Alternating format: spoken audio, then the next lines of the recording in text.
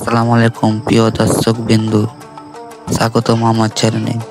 আজ আমি যে নাটকটি নিয়ে রিভিউ করব, নাটকটির নাম মামাতো বোন যখন প্রেমিকা। নাটকটিতে অভিনয় করেছেন নিলয় আলমগীর ও হিমি। নাটকে তাদের চরিত্র মামাতো ভাই বোন। নাটকের শুরুতে আমরা দেখতে পাই নিলয়ের মা তার ভাইয়ের বাড়িতে নিলয়ের মামার বাড়ি থেকে নিলয়কে ফোন দিচ্ছে যে হিমি বাড়ি ছেড়ে পালিয়ে গেছে। নিলয় অভিনয় করছে সুন্দর করে যে কোথায়, কার সাথে, কখন, কিভাবে পালিয়ে গেছে। নিলয়ের মা তাকে সব কিছু বিস্তারিত বলে। পরের সিনে আমরা দেখতে পাই হিমি ও নিলয় তারা কাজী অফিসে আছে। তার মাকে নিলয় মিথ্যা কথা বলেছে। নিলয় ও হিমি একে অপরকে ভালোবাসে এবং তারা বিয়ে করতে চায়। তার জন্য তারা কাজী অফিসে বসে আছে।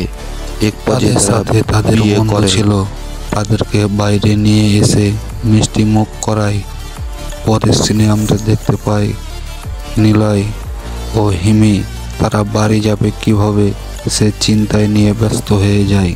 এক পর্যায়ে নিলয় বুদ্ধি খাটায় যে নিলয় হিমিকে খুঁজে পেয়েছে, এই বলে নিলয় তার মাকে পায় এবং নিলয় হিমিকে বাড়ি নিয়ে যায় এবং হিমিকে তার মা এবং তার খালা নানা রকম কথাবার্তা জিজ্ঞাসা করে এবং হিমি বলে সে ছেলেটি আমাকে ধোঁকা দিয়ে পালিয়ে গেছে।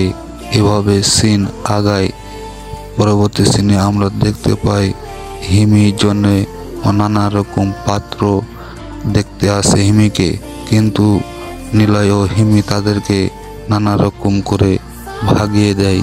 এক পর্যায়ে তাদের এই মিথ্যা কথা তাদের গলার কাঁটা হয়ে দাঁড়ায়।